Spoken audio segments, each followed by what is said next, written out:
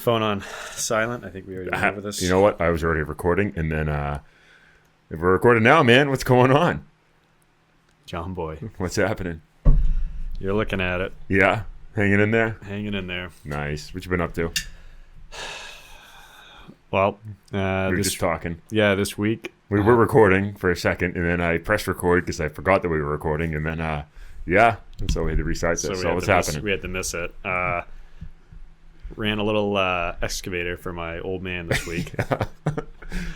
Trying to pull a stump in the front yard and then battling a red squirrel in the backyard. Yeah.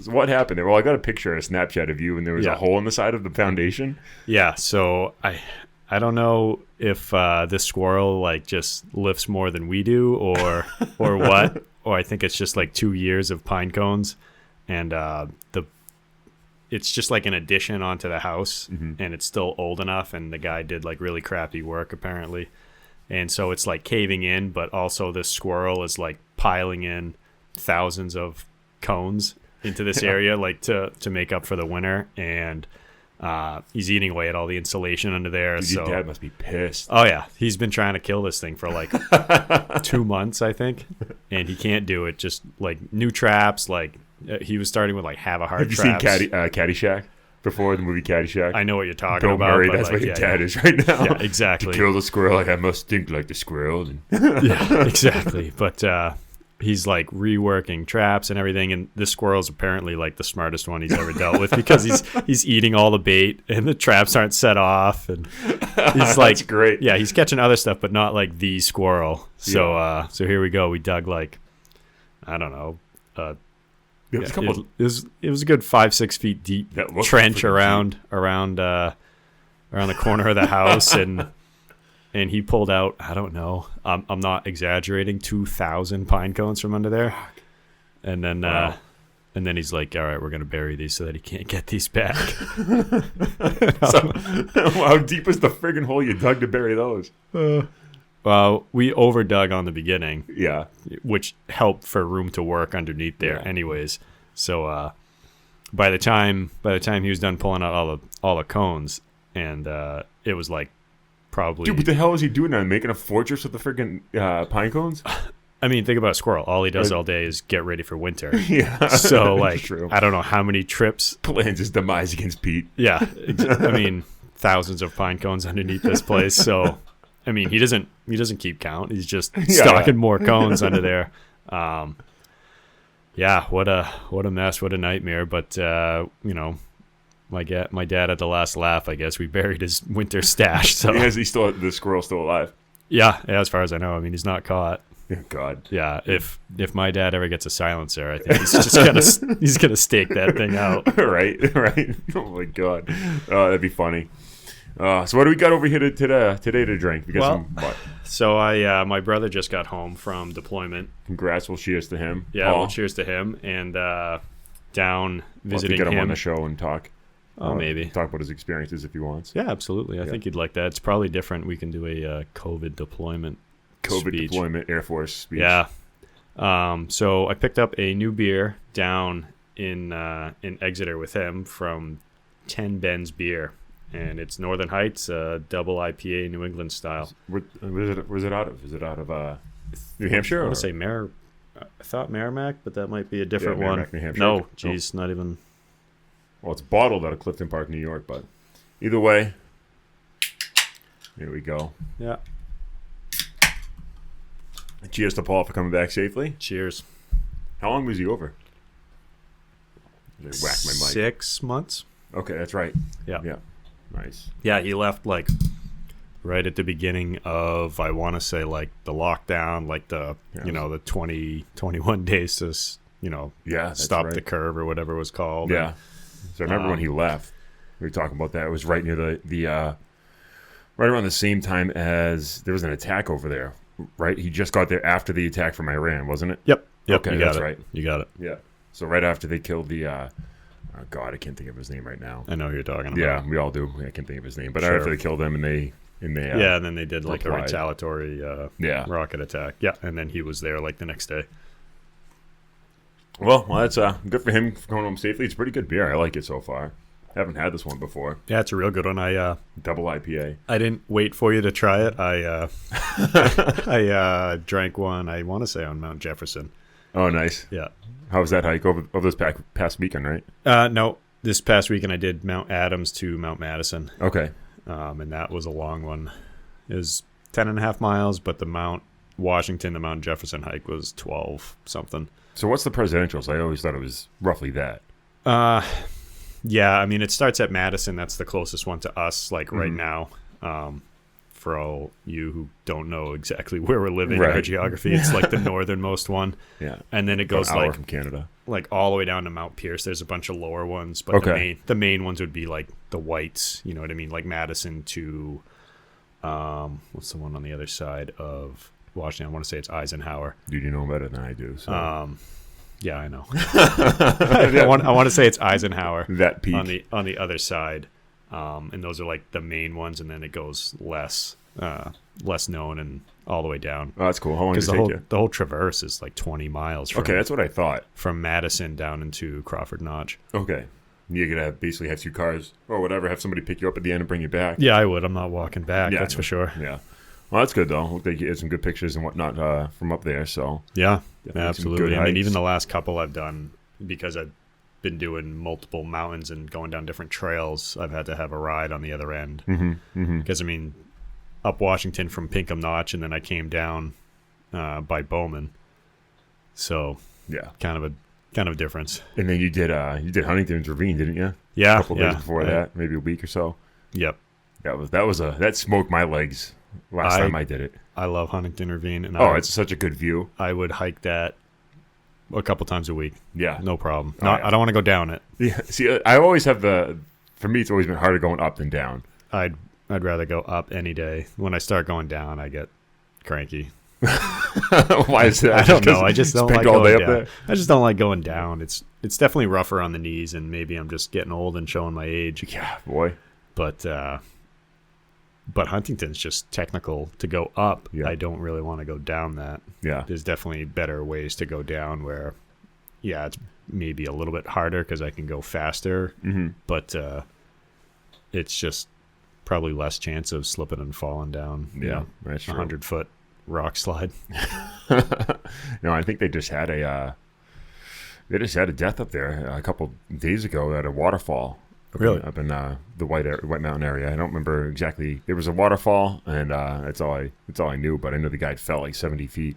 Ugh. Yeah, no, it's definitely there's a big one in Tuckerman's. Is there? Yeah, it's a nice one. Okay, what's that one? Do you remember that name? No, I don't remember the name. It's in Tuckerman Ravine. Yeah. So.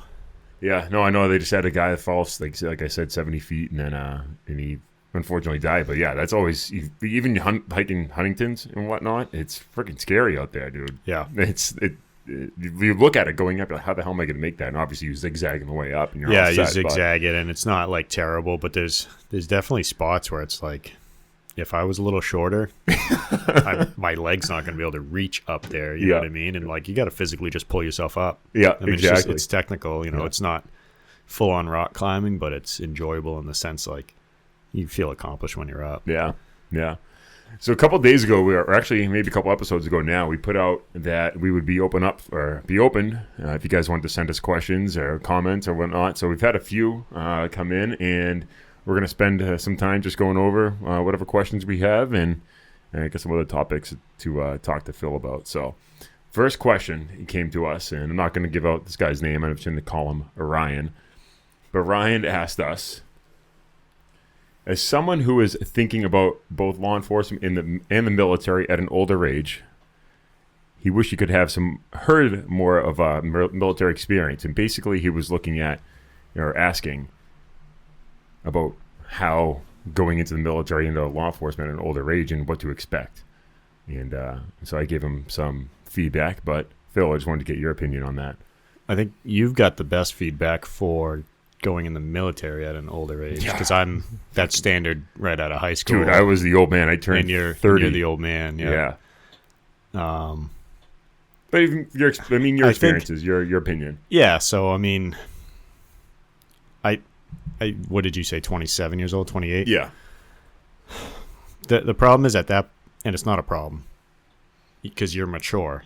You've probably you've gone out, you've done stuff, you have life experience, and that's going to be huge. And he's going to realize that that's a huge benefit once he's accomplished, a police academy and starts a job, or boot camp and is there. But going through there and being treated the same as all the immature people who are straight out of high school and or college, and 21 years old, I think he's gonna find that frustrating. And it's just something like, you got to suck it up, because there's mature 21-year-olds at that time who find it frustrating, and you're going to be that 31-year-old who is, already had a job and responsibility and a whole bunch of stuff. So he's going to be put in that leadership position probably. Oh yeah, they're gonna spot him and call him right out. And then B, he's going to be wondering why everyone else can't be on his level of maturity. And I think it's not bad, and there's going to be a lot of things in his favor because of that. It's just, personally, I would find that frustrating. I mean, it was like I went to the police academy after going through boot camp and stuff. Not that I was old. I was 23, 22, but. Were you that young? I thought you were a little bit older than that. I thought you were like 24, but either way, it's not like it's a big age difference. No, but it's just, and it's probably any military guy really after, going through boot camp or basic and all that stuff, and then you got to go to the police academy. Do this shit again. And it wants to be paramilitary and stuff. I think you just have that problem where it's like, I've been there, done that, and it was worse, and just got to play the games. Play the game and suck it up. Yeah, exactly. Yeah, for me, it was different. I had already had my career, and I essentially put my career on hold when I went into the Army. And so when I went in, he also asked in this question if I had my degree, which I did at the time. So I chose to enlist. And without getting into the details of why I chose to enlist over going into OCS or going, commissioning and becoming an officer, I enlisted at 29, turned 30 at boot camp, which they thankfully did not find out about. I lied and said, my birthday's in May, and I was there like November, the time frame. So I was like, good call, not celebrating your birthday. Yeah, exactly. Can you imagine just doing, no, I don't even want to talk about that. I had my birthday in boot camp, and they did not know. Thank God. It was like the beginning week, so like it was way too fresh. I just looked at myself in the mirror and walked away. Yeah, that was it. Exactly. Happy birthday. Yeah, happy 30th to me. This sucks. But yeah, so I chose to enlist, went down to Fort Benning, and I'm a medic in the Army Reserve, so I didn't go through one set down at Benning, the infantry, basic, and AIT all in one. I went down to Benning for my basic, and overall I had a good experience down there. For me, it was, I had already gone through the police academy. I was 8 years into my career at that time, and decided to put my career on hold. I was already on the SWAT team with you and all that, so I already had a general gist of what to expect. And dude, right. And I'm 6'4", so stand out anyways. I'm gonna stand out, and I already knew that I was gonna be put in some sort of leadership position. But at the same time, for me, I'm not scared of anybody yelling in my face, because you know what? First off, we bust each other's balls in the locker room and whatnot more than anyone else can ever do. Yep. And so that doesn't scare me or get me nervous or anything like that. But being 6'4" at the same time, there's not many people that are going to be getting their Smokey the Bear cover right in my face and looking down upon me, where they can and I'm not saying it in a bragging sort of way or anything like that, but it's just the whole general thing of, there's the drill sergeant in your face with the Smokey the Bear hat on and not looking down at you, and he's 6 feet and you're 5'5" or whatever it is, and there's 3 of them surrounding him, and you're freaking out because you don't know what the fuck to do. For me, it was a little bit different. You know, I'm 6'4", I'm taller than I'm older than most of them probably, even though they have combat. Good chance. Yeah, they have combat deployments and all that. So, they have all that going for them, but at the same time, for me, it was a little bit different because I kind of knew what to expect. I knew, I was down there for 10 weeks at Benning, I think Army Basic was. It was like a week of reception where you're just hanging around, doing nothing, and then they bring you right down to, right into Basic. So I think I lasted a day and a half of just being one of the people until, obviously they have student leadership and they fire quote, the student leadership. Sure. And they said, "Where's 104?" And I'm like, oh, that was my number at the time. Then So 104, get up front. You're now a platoon guide, which is like, the platoon, oh my God, lieutenant or whatever, for student leadership. And you're in charge of everybody who's there, making sure they go to their appointments, they're up, they're not trying to skip out on fucking, PT and all that sort of stuff, or go hiding or go into the fucking utility closet, that sort of shit. See, I don't even understand that. Like, it was a little different for us. You guys weren't in like a squad bay? Oh, we were. Okay. But there would be people that would try to get out and hide, literally, physically hide. I mean, whether they're taking a shit for an hour and a half, like, no, dude, you're not in there for that long. Get the fuck out. We got stuff to do. Oh, my God. You know what I mean? Our time was way different, I guess. I don't know. Probably was. I'm trying to think about that. I'm like, yeah, SOI, I could maybe see that. But even then, ugh. And, but I mean, at the same time, so I'm 30 years old. I turned 30 boot camp. I had kids that went through in 2018. So if they were 18 years old, even if they were 17 years old, there was a possibility that they may not have been, if they were 17 years old, there was a possibility that they might not have even have been alive when 9/11 happened.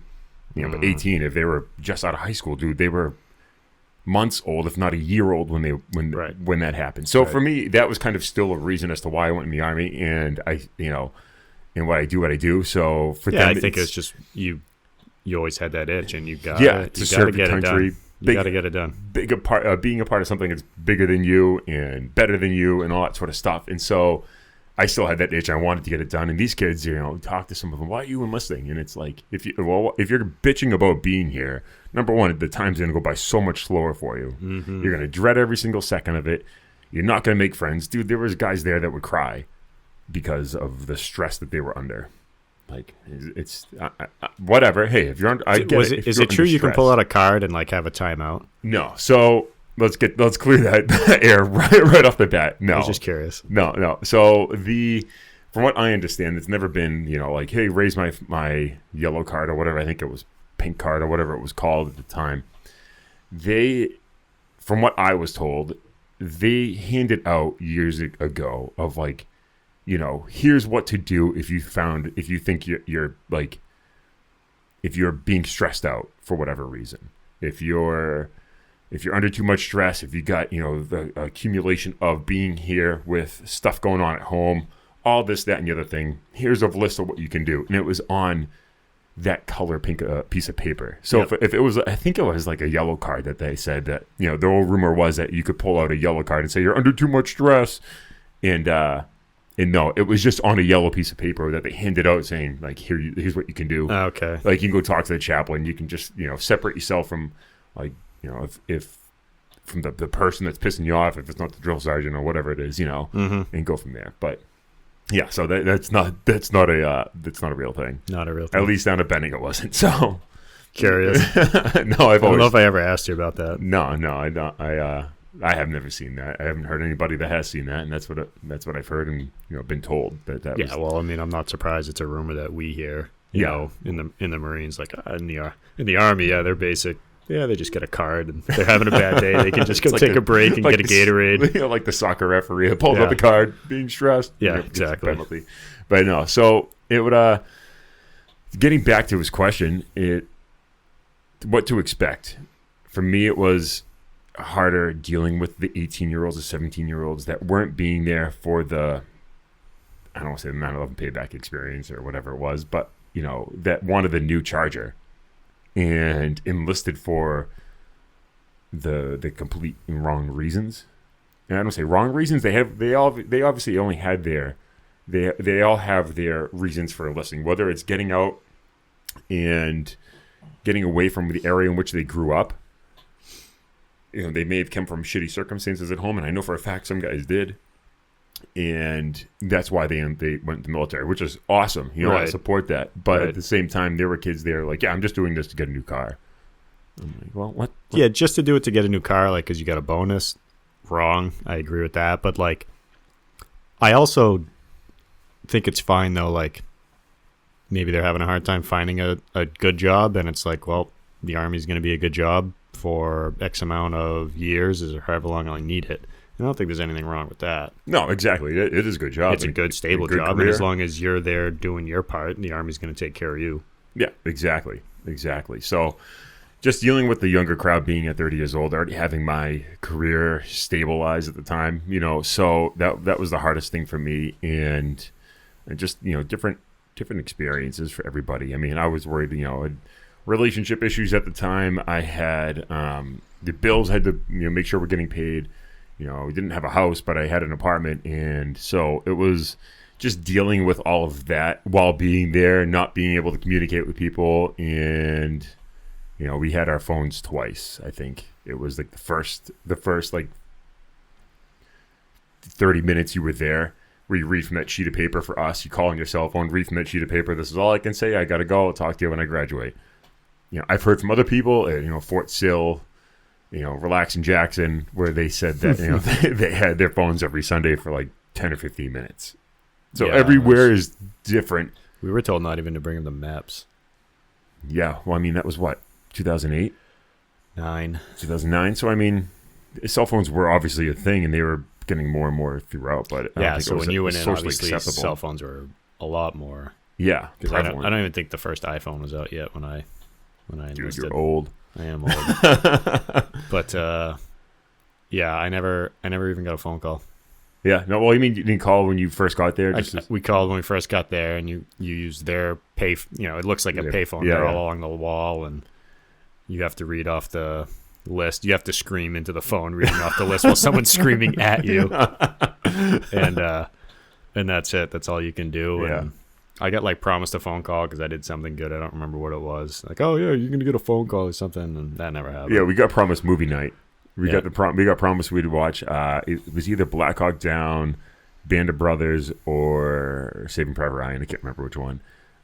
Because we won the best shot. They had me. The drill sergeants left and said, "Oh, this is what you do for work." And all right, teach everybody how to shoot an M16 or M16, M4, whatever it was.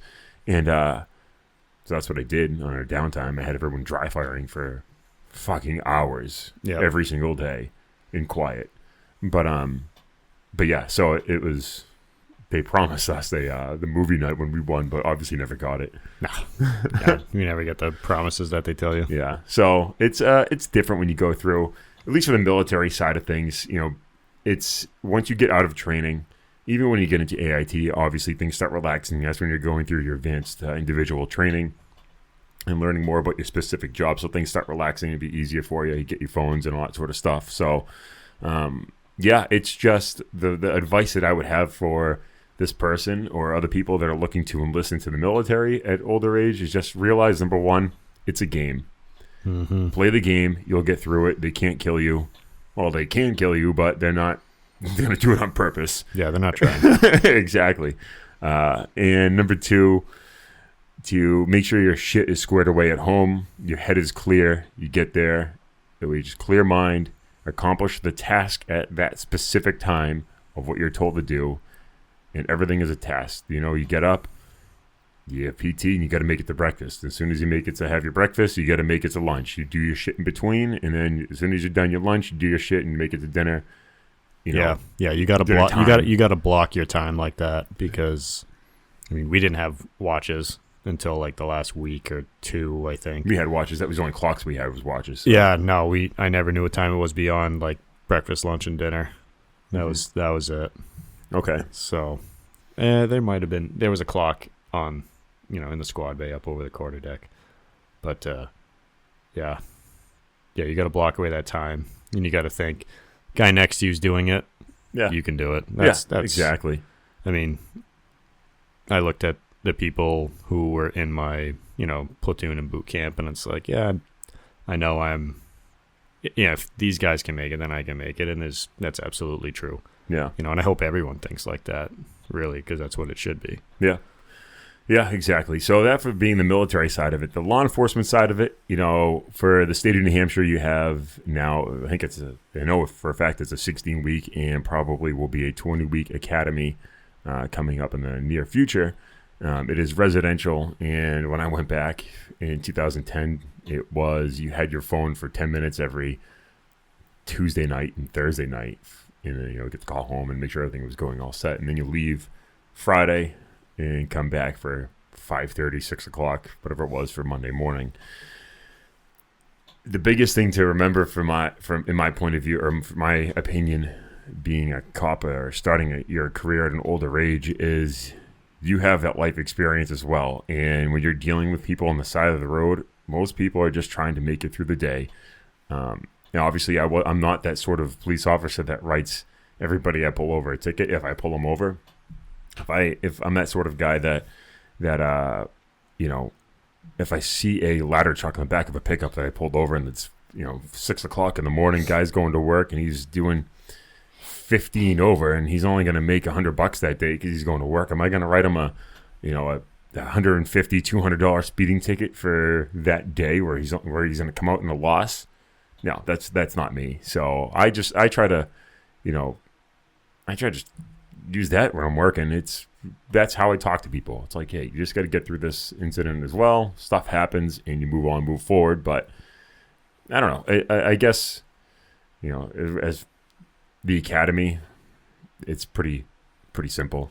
It's all class work. For most of it, you have PT in the morning, but it's mostly class work. And yeah, just remembering why you're there and why you did it, and then not getting a big head when you get out, I think. Yeah, I think that's key. It's study time. Don't get super hung up on memorizing everything. You're going to figure out what you need to do once you're, on FTO and starting the job and getting used to that routine. Concentrate on what, at least for New Hampshire, you just got to concentrate on what you got to learn for, that week's tests. Yeah. And then take it, week by week. And, in the end, you'll be fine. There's plenty of time to figure out what you need to know, on a daily basis. Because the difference between the academy and what you actually do is huge. Oh, dude, completely. You need all that background that you do have in the academy, but it's not the same. Yeah, and going through it, at an older age to begin your career. I started my career at 22 years old, and of course, when I started my career, and I still do, I still like, arresting people. I still get bringing bad people to the jail and all that sort of stuff. I still love doing that, and so I think when you're younger and in this career, the first and main thing is not getting that big ego. Why can't I talk right now? Big ego, and just humbling yourself before you go out into the street. As you know, it's like, how much respect do you get if you get a big ego? You're on the street and you're 21 years old and you're trying to tell this 45-year-old construction worker who's having an argument with his wife how to raise his kids.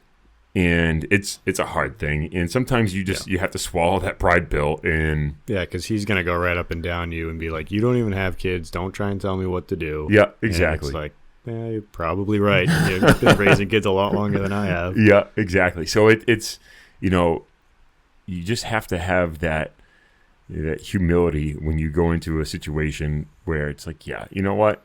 I don't have kids or anything like that, but this is uncalled for what you're doing. Right. I get it. You're trying to make it through the day. I get it. You're trying to pay these bills, and yeah, you're entitled to come home and have a beer. But at the same time, you're causing more stress upon your family by coming home and just immediately getting into an argument with people. Right. Just. I may not have a kid, but this is not my first time having this conversation with someone. Yeah, exactly. That sort of stuff. So, I just think that the main thing is I think obviously people are different. Even if you're 27, 28 years old and you have some life experience before getting hired, you may still have a big ego or a big, head when as soon as you hit the street, but you're by yourself and you want to stop everybody, arrest everybody, all that sort of stuff. But just reminding yourself that people are just trying to make it through the day. People have a life, and yeah, they fucked up and got pulled over or whatever it is, but at the same time, just like, hey, this person may only make $120 that day, and just pulling them over and you talking to them on the side of the road. Number one, they probably will learn their lesson. I mean, obviously, we only deal with 10% of the population 95% of the time. So, but at the same time, you make that positive community contact, and you might need them in the future. Yeah, you never know. You never know how you can make a friend like that. Exactly. But so let's talk about this thing, Phil. I know this is going to go and eat away at your old Marine Corps way, but the Marines are weighing in on closing Parris Island in San Diego to open a new co-ed boot camp. This is from Military Times or military.com. I'll read a bit of this article. This one came out September 24th, 2020. The Marine Corps is considering a new plan in which it would close, or in which it could close, its 2 existing boot camp locations and funnel all recruits to a new base where men and women would train together. Marine entry-level training, interrupt me if you want, because if you get something that comes right to your head, that's fine. I'm listening. Now, Marine entry-level training is a long way off from being able to meet a congressional mandate to make its East and West Coast training bases both able to support gender-integrated training in the coming years, the Corps' top general said on Thursday. This is leading the service to study the option of opening a 3rd training base in a new location to which all new recruits would ship rather than spending cash on construction projects at aging trading bases. So basically, they want to have, gender integrated training. And nothing the way we're organized now lends itself to integrated recruit training, Commandant General David Berger said on Thursday. If that's our start point, and it is, we have to get to a place on both coasts or at a 3rd location or whatever we end up with that there are female and male recruits around. Now, obviously, I think it's like you said earlier, Parris Island is the only one that trains female Marines right now, right? Yep. Yeah, every female recruit, East or West Coast, goes to Parris Island, and West Coast recruits who are male go to San Diego. East Coast male recruits go to Parris Island. Okay. Now, do you have female DIs at all for the males at all, or no? No. Nothing female like that. DIs are for female recruits. And male DIs are just for males. Yep. Okay. Yep. Okay. So I don't know how it was for you. The females were around on knowledge days where you go to this giant auditorium and you're learning Marine Corps history and stuff like that. Giant training issues, they were there, but really we kind of rarely saw them. Yeah, no, for me it was, I actually went, they just started integrating female into infantry MOSs at that time, or the infantry MOS, and around that same time, I don't remember the exact date. So when I went through BCT there, I didn't obviously go through regular infantry boot camp. Mm. So our BCT, the 2nd Charlie Company, 2nd Battalion, 47th Infantry Regiment, was the last segregated, sexual, male-female segregated unit in the Army. And so I didn't see a female for those 10 weeks that I was there, and I didn't go to sick call, so I didn't see him there. But the only time I did was when we had to make our way through the infantry area, or where all the infantry recruits were being trained, and I maybe saw 2. Yeah. And that were just, had infantry as an MOS, and that was it out of thousands of people. Right. So, yeah. So if there was a female platoon that picked up at the same time as the male platoon, because there's just obviously less female recruits. So you might have one every 3 cycles or 4 cycles. Yeah. My platoon picked up at the same time as a female platoon did. So all of the big, learning objectives that had to be passed, initial drill and stuff like that. Yeah. That female platoon was on pace for the same things, which is why, being in the auditorium, they'd be there, or, if you get caught looking at them, initial PFT, they'd be doing theirs at the same time and stuff like that, because it's all the same. It's just they're going to do it as a female platoon and we're going to do it as a male platoon, and beyond we need to test on the same grounds and all that stuff. It's totally separate. They have their own chow hall. They have their own, total area, basically. Yeah. The shooting range, they were there because there's only one shooting range on Parris Island. Yeah. Well, getting back into the article, both the Marine Corps' recruit training depots have their storied past, particularly Marine Corps Recruit Depot Parris Island in South Carolina, which was first used by the Marines in the 1890s. Hundreds of thousands of Marines have stood on the famous yellow footprints on each base at the start of their careers before earning the coveted Eagle Globe and Anchor entitled Marine. But with a new law bearing down on the service to make both locations support co-ed training within 5 years at Parris Island and 8 at San Diego, the Marine Corps is exploring different options. Major Eric Flanagan, Berger spokesman, told Military.com. The question becomes, are we better off just using military construction dollars to create a new third site, or put that money into our existing sites? He said. No decisions have been made. We're not investing any money anywhere else. It's just an option we're talking about. So when I went through Army basic training, and I've loved learning about the history. As you walk down the halls of some of them, there are different plaques about guys who have men and women who have earned the Medal of Honor, or different war stories.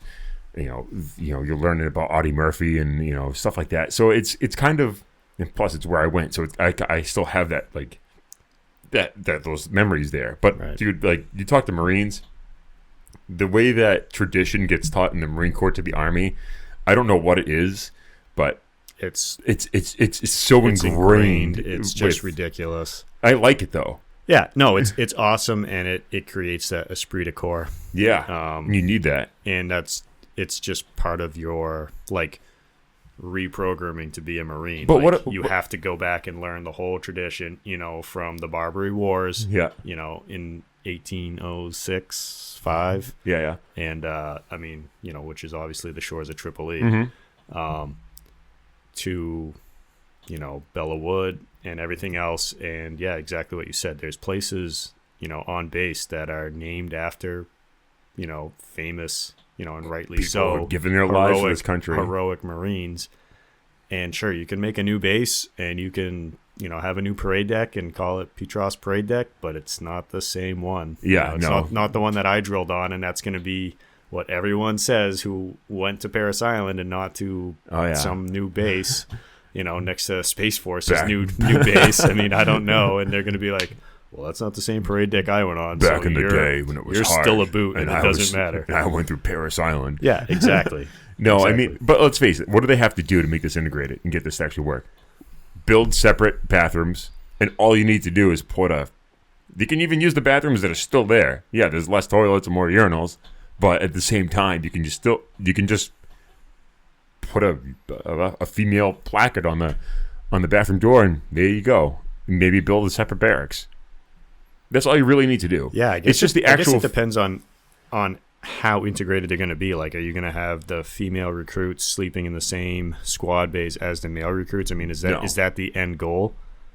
I hope not. And I think maybe I'm naive and not looking at this. Are you talking the same actual room? Yeah, I'm talking the same actual room. Is that your end goal? That is integrated for fairness and equality.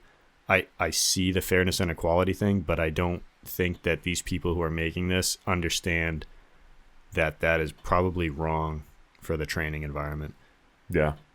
Because call it what it is. Yeah, exactly. Guys and girls, they could be away from home for the first time in their life. And if you're next to each other, it's human nature. Yep, exactly. So if you don't have that option and it's just not there, it's out of sight, out of mind. Mm-hmm. And that's exactly what it is. Well, I mean, for both, number one, when he says that. So it's not just females. Obviously, males are outside out of mind at the same time. But it's all they have to do is, the classes like you're talking about. Yeah, I mean, you're not sitting down in a classroom often while you're at military training, at least for the Army or that I can think of, and I can probably even guarantee the Marine Corps. But, you have them together in classes. That's fine. Yep. All you need to do is build a separate bathroom and a separate, living quarters.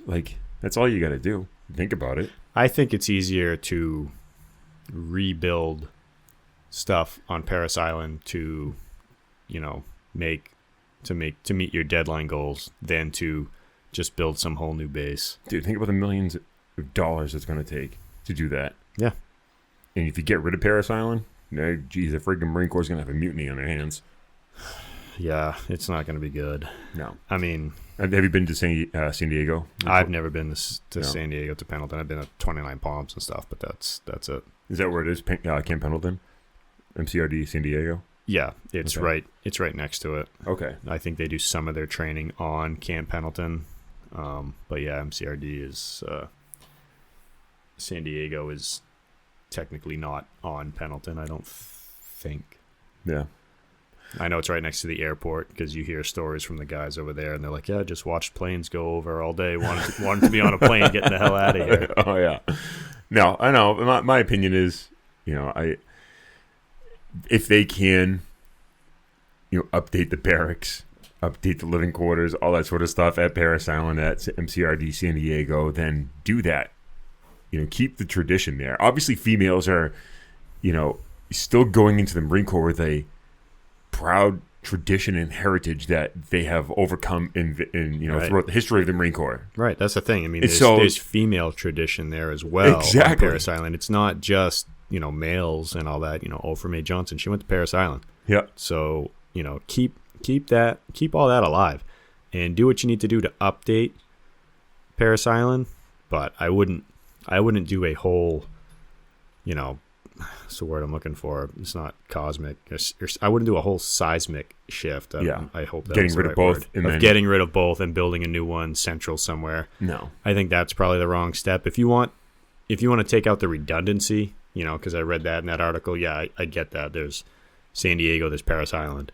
Yeah, but okay, so you're having, in the Army, there's Benning, there's Sill, there used to be Fort Knox. Yeah, but how big's the Army? Yeah, I know. The Marine Corps is what, 235,000? Is that little? Yeah. Wow. Yeah. So I know there's millions in the Army, but I think that is fluxed, up to 250, 260 sometimes. Yeah. And I don't know where it's at right now, but I think like more traditional. Is it really that small? Yeah. Oh shit. Thought it was a little bit bigger than that. Well, we fight big. Yeah. Well. That was wicked cheesy. But... yeah. Exactly. But yeah, like I said, if you just get rid of the redundancies, I guess. Sure, get rid of the redundancies, and here's the other thing. So if you're picking up in an integrated platoon, so you're gonna have a couple females per platoon now. So I think they're gonna feel alienized anyways. That there's only a couple of them. Mm-hmm. I'm sure that it's probably easier for them to go through as a big group. Even if they have to wait to pick up, to ship out, than to just go as often as the guys do. So are you saying obviously round numbers, you see you have a basic class of 100 people. Are you saying 50 men, 50 women, and just wait until you get that 50 women that are there to put them together? Yeah. So in my mind, I'm thinking they're just gonna send the women as they go. That way they're picking up with all the male recruits, and there's no we're holding women back for numbers or whatever. Mm-hmm. If they want it to be the same, then they should be shipping on the same, but that means you're going to have one only female by herself, only a couple here and there sometimes, as opposed to how it's done now where they hold them and then ship them. I mean, I think a female platoon's usually, I want to say 40 or 50, and a male is at least 70. Okay. And there's a new male platoon picking up every week at Parris Island, and the females, I think, is more 3 or 4 weeks. Wow. So. Yeah, no, I just hope that if they do it, don't get rid of tradition. You can't. No, I hope that they don't. That's. I mean, they are in the Army right now. They're getting rid of the shark attack. I don't know what that is. So that's basically you get there and they're getting rid of the drill sergeants jumping on you and screaming at you.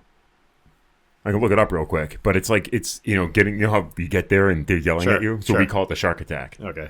So they're getting rid of that. We just call it getting yelled at. Yeah, well, yeah. It's just, I don't know why. Just joining the Marine Corps. There you go. I can look it up real quick, but yeah, so I know that they're getting rid of that. And let me find the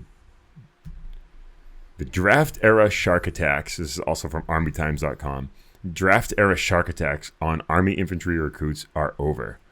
So an initiation developed during the Army's draft years to help drill sergeants establish psychological dominance over infantry trainees has been replaced by a new event intended to emphasize teamwork and trust, according to the Army Infantry School's senior enlisted soldier. I'd probably rather just get yelled at. The decades-old shark attack was marked... The decades-old shark attack was marked by drill sergeants yelling in trainees' faces as they stepped off the buses at Fort Benning, Georgia, ordering them to perform exercises using loaded duffel bags and instilling a sense of submission in trainees on their first day of training. Now, the cornerstones of the event were to establish dominance and authority using intimidation and fear, Command Sergeant Major Robert Fortenberry said in a presenting the school's new First 100 Yards event at the 2020 Maneuver Warfare Conference, which occurred virtually. Drill sergeants were charged with assessing the trainees' ability to handle stress, signaling out the perceived undesirables by enveloping them in a manner that emulated a shark attack, Fortenberry said. This activity, however, does not instill the spirit of the infantry. It betrays the innate trust between teammates and worse, betrays the crucial bond of trust with our leaders. The old intimidation event was seen as necessary, giving the large number of draftees who served in the Army during the Vietnam War. The new event, though, is intended for an all-volunteer force. The new First 100 Yards event will replace the shark attacks as trainees experience the 22-week infantry training program. The 5-phase event was developed on-site by senior NCO officers at the infantry school. The phase requires trainees to memorize information about their unit's history and change of command. And, well, I mean, okay, that's fine. To me, that like we were just talking about. Sure. And conducts a simplified resupply mission, perform events from the new Army combat fitness test, including leg tucks, standing power throws, push-ups. Yeah, okay. But I don't know, dude. To me... It's all about someone's feelings got hurt and they complained, and so the Army has to be politically correct and look at it. And I just don't agree with getting rid of stuff just because someone's feelings got hurt. Well, think about it. The first 100 yards, you have that 100-yard stare when the drill sergeant's yelling at you. Yeah. I mean, it goes into every part of life you can literally use that in. Yeah. If someone's yelling at you. Well, I just used it the other day when I was arresting somebody for DUI and the guy was screaming at me. Like, and it's just like, another day. Nope, I've had this happen before. Yeah. Okay, buddy, put your hands behind your back. Well, actually, but I was reading that, what I was thinking, you're talking about tradition.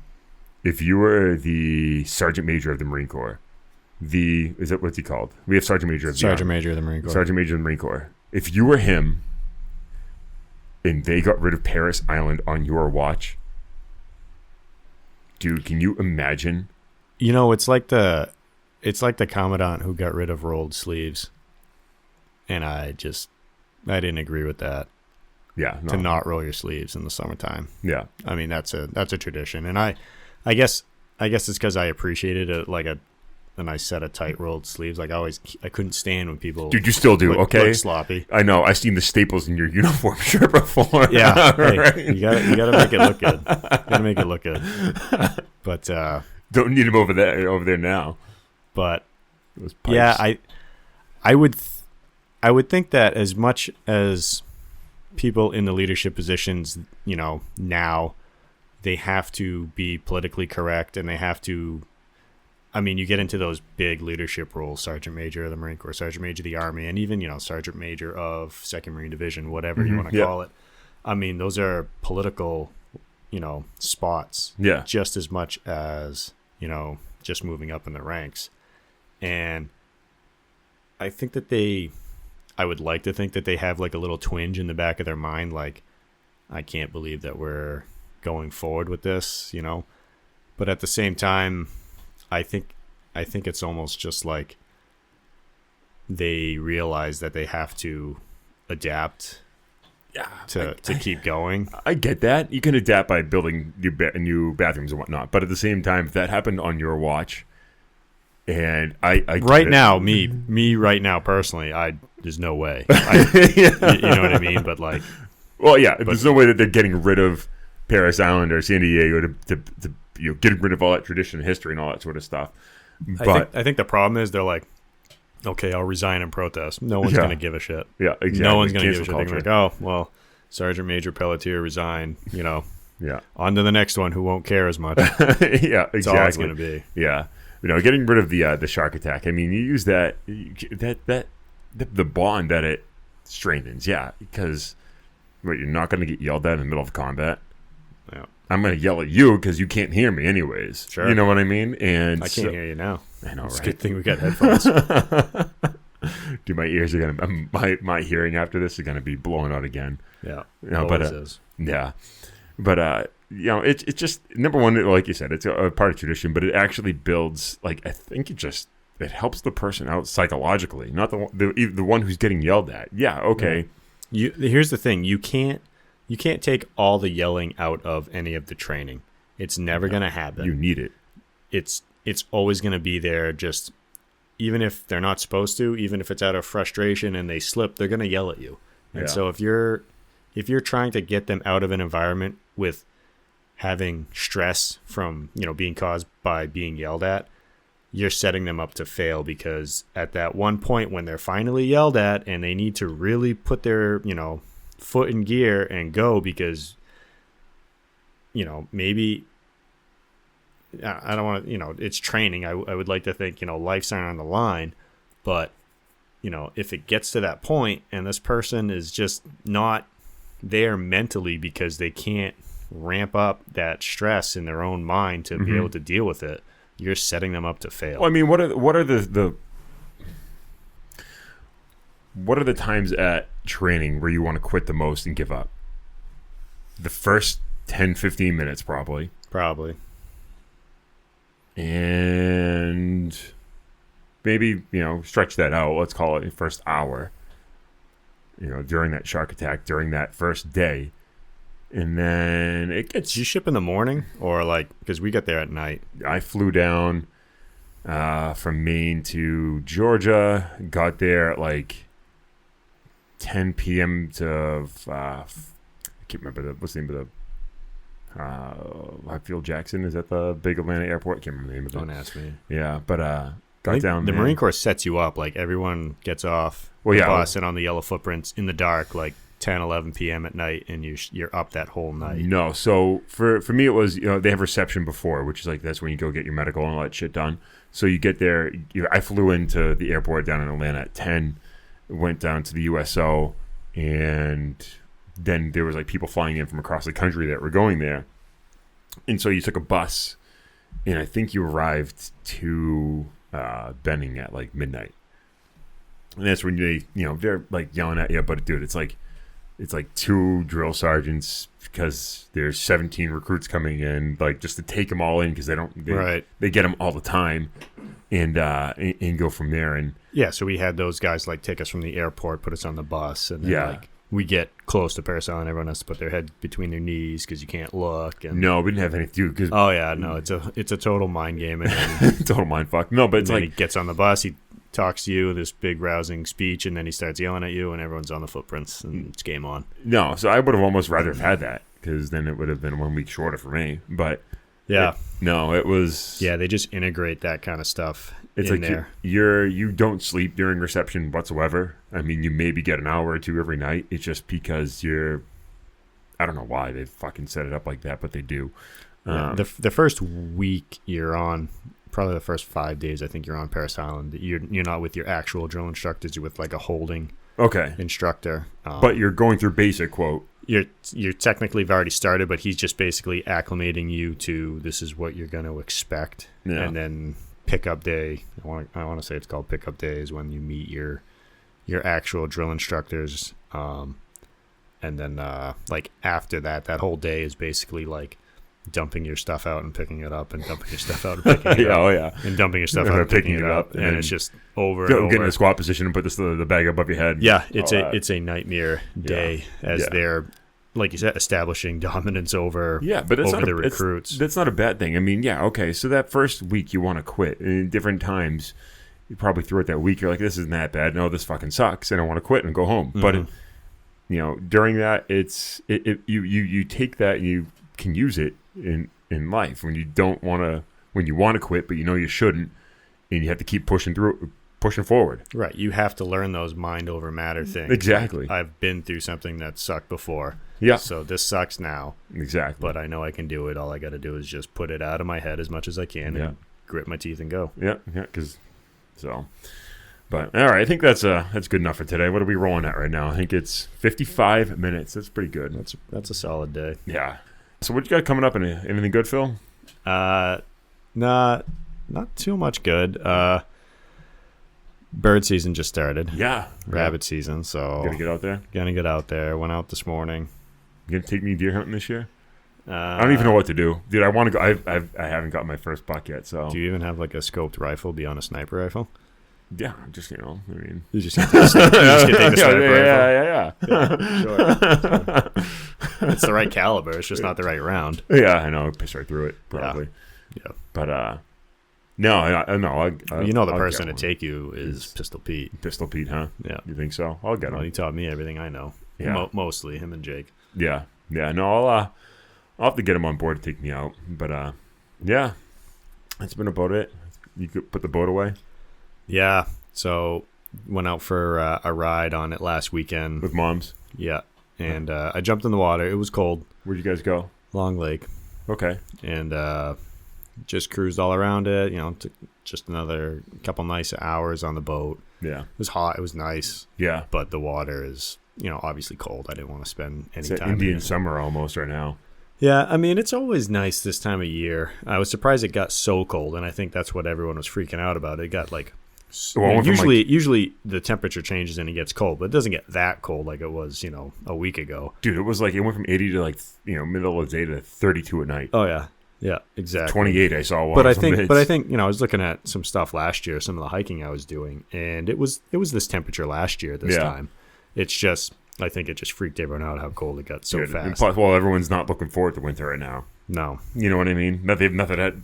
With COVID, no one's had anything to look forward to. Right. So it's, just everyone wants the warm weather to keep it around. Let's not even talk or mention that UV rays killed the fucking virus. But, yeah. So, yeah, I think just people are just not looking forward to winter and fall. I mean, people are, but at the same time, they're not. Right now. Well, the thing is, we got that little rain and wind yesterday and this morning, and like half the foliage is gone now. Yeah. Like peak is usually this coming week, and I think it probably peaked last week at this point. Yeah. Yeah. We've been that 2-month drought, basically. Yeah. Yeah. So.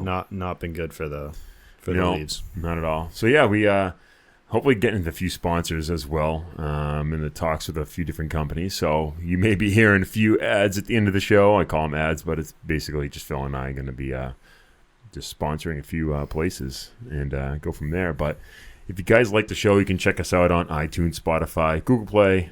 Check us out on Instagram. Shoot us a comment, a direct message, questions, whatever you guys want. Even if it's just to say hi. Dude, we're on 6 out of 8 continents right now. The only ones we haven't made it to are Africa and Antarctica.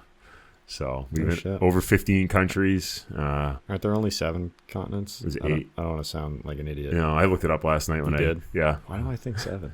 No, it was there's North America, South America, Europe, Asia, Russia, Africa, Australia, and Antarctica. Russia's not its own continent. No, it's not. No, shit. It's part of Asia. Yeah, I don't know. Dude, that's a public social studies coming into play right there. Either way. Yeah, either way. But I think I looked it up. I said it. I swear to God, it said 8. Google it right now. But if you guys like us, go on to our Instagram page. Go on to Apple, Spotify. Like us, rate us, please. What does it say? Get a read right now. Shit, there are 7 guys. I don't want to say I told you so, but that's not a good thing. I'll have to tell you why later. But yeah, if you guys like us, go on to Apple Podcasts, Spotify, like us, rate us, shoot us a message. We'll try to get in touch with you. I've been in touch with another reporter and an author of a book who will be coming on shortly. Yeah, if you guys have anything else, Phil, you good? I am good. Can't Always can't wait for next week. Yeah. Everyone stay safe, stay mentally healthy. Yeah, awesome. Find your outlet. All right. Appreciate it, man. Talk to you guys later.